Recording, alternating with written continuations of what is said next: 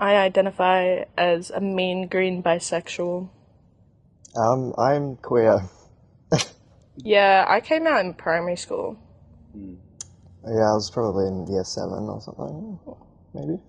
What was your experience as a queer person in school? Do you think it impacted anything? Definitely. Yeah, a little bit, yeah. Definitely. Definitely got a little bit bullied, maybe, a Yeah. little bit. Yeah. Is there anything else you could tell me?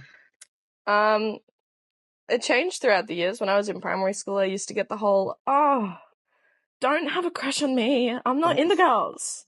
Like, go away, type thing. And then in high school, I didn't hang out with gay people until I met my band. So I didn't really get treated any differently because I wasn't very, I was out with it, but it wasn't something that was my entire identity. And then after I became friends with the band and we all were a lot more open and expressive about who we were, that's when I noticed I got treated differently, for sure. Yeah, probably stopped around grade 10 when I started being less visibly queer. But yeah, I don't know. Yeah, Do you think that the way you were treated was because you were visibly queer? I think yes, it was because it noticeably stopped after. Did it impact your relationship with teachers at all? Yeah. Yeah, maybe a few teachers, not all of them though. Do you think that your experience being within a queer band is different to, say, people who are not in a queer band? I think so. I think you feel it more with other people that are also musicians as compared to with audiences. And just seeing how other people navigate being a musician and how they progress versus a band that might have different challenges, for sure. What do you think the progression of a queer band looks like compared to a non-queer band?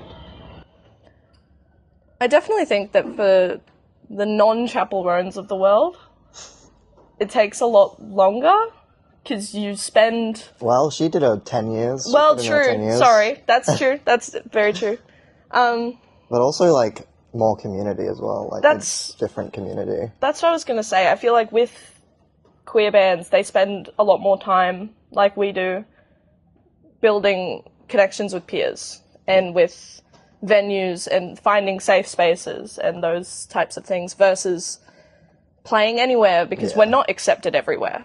So, yeah. And as you guys get into more and more original music, do you think that makes it a greater challenge for you as well? Because queer people are still a minority, therefore your audience is going to be a bit more niche? Definitely. I feel like down the track, there are a lot of some of our songs that are queer in, the songs are queer themselves. And I feel like it'll be a smaller audience of people that can relate to those kinds of songs that way, but... What do you think of the queer community within Gympie? Do you think it's a strong community? Do you think it's kind of invisible? Definitely a small but strong. Yeah. I think we're all very connected. Definitely. I feel like in high school particularly, you could see it, all of the queer people sort of banded together very, very quickly. Banded together. But yeah, it wasn't integrated at all, really.